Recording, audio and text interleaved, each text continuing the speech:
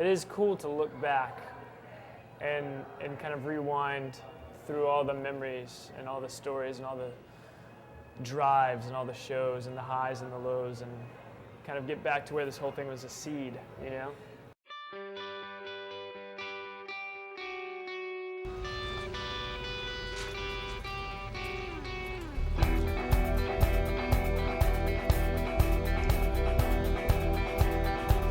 All right, so this is Kogan's. This is the actual spot where May played its first show. A lot of the stuff on the walls was around then and is still around today, as it's a pizza restaurant and bar.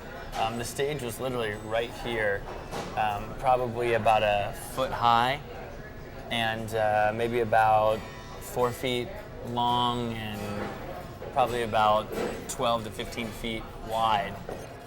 One of the cool things about this place, Kogan's, is that it was an art bar for years, probably 30 years or something like that. And they had, art shows and underground music performances happening here all the time. Like friends that I played music with back in high school and stuff, they would have parents who would come see shows here or even play here. So this place has been,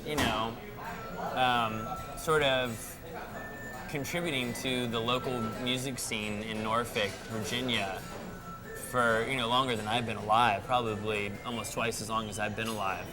I just like it because it reminds me of the same type of places I had in Orlando to go to and where shows happened. So, you kind of have these pockets of communities in every city. And in Orlando we had DIY Records, and in Norfolk, I guess they had Kogan's. So when I think about this first show, I guess really the buzz that surrounded the band at that time was a byproduct of people downloading the music on the internet. And we'd put up a bunch of songs, and there's a site called mp3.com, and a lot of people had started requesting the music on there and downloading it and getting into it, and just slowly began to ask that question more and more. When are you guys going to play a show? Yeah, I mean, mp3.com became, I guess in one sense, like what Pure Volume is now, or what MySpace is now, in regards to the way, people can find out about bands and about music. We were trying to get our names out there. We were trying to get people to book us a show in another city or in another state, and mp3.com absolutely was the way that we, got our music heard and had our faces seen. We began as a recording project in Mark's studio, and had kind of recruited several of our friends who we knew to be excellent musicians to come in and track parts and record, different instruments for different songs, and so we actually had 6 different people come and play that first show. The group of guys that were comprised of May at the time, I was personally very unfamiliar with as far as playing together. Our bass player at the time, Dwayne Clark, was and still is a very good friend of ours, but he used to joke and say, what if I was your stepfather? Because he literally is probably on the other side of almost 50 years old. And, I'm 25, so he's literally twice my age. But we also had Jacob Clemens on stage with us that night, who played some saxophone, and some of the recordings that we were working on that actually didn't make it to Destination Beautiful's actual master release. But he is the nephew of Clarence Clemens, the saxophone player for the E Street Band, Bruce Springsteen and the E Street Band. I just remember knowing that a bunch of people were going to come out, because we'd worked really hard to call all of our friends and our parents and grandparents and whoever else, and the place isn't that big, so I figured if we had 30 people or 40 people, it'd look decent enough, and it'd be fun. I remember that even though the promoter, always made flyers for the shows, I remember that we had flyered the shows ourselves. having such an eclectic group at the time, having a bass player who was twice my age and having, the nephew of Clarence Clemens in our band, I think that we were able to reach out to a larger community. If it were just Jacob and I at the time, then we would have a good turnout, but it wouldn't be nearly what it was that night. I think that everyone knew that there was something in the works. I think that a lot of people, friends of ours, wanted to see something successful happen with all of us individually as musicians, and I think when we came together, I think that they had seen that as a recipe for potential success. So we get to the club, and it's early. It's afternoon still. We're there super early to set up, and it's probably way more pre-production or preparation for a show than they were used to, because the place was kind of a dive and known for being a dive. And so we show up really early. We're very ambitious, and we walk in and we're overthinking everything.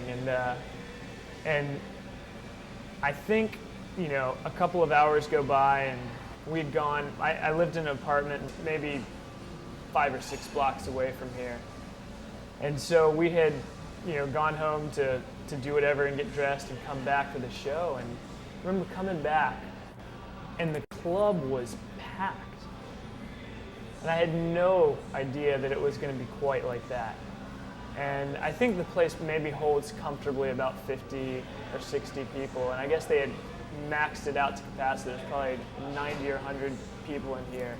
There's something like 200 people waiting outside. I had played this venue several times and had played in front of 15 people in this room and felt very good about that at the time. But when we went on stage and there were 150 or 200 people or so in the room, we knew that our work had paid off immediately. And I think that the energy from the crowd that night was so overwhelming. And that was the first time I've ever experienced anything like that genuine excitement for something on that kind of a scale. Seeing this room completely packed and being told by the promoter after the show that there had never been a show that had sold that many tickets. I don't think they actually had tickets, but it was more like, you pay at the door to get in, and he had never had that many people come in to see a concert before. And my old band, Sky's the Limit, we had played here with Dashboard Confessional, and that was previously the biggest show in Kogan's history.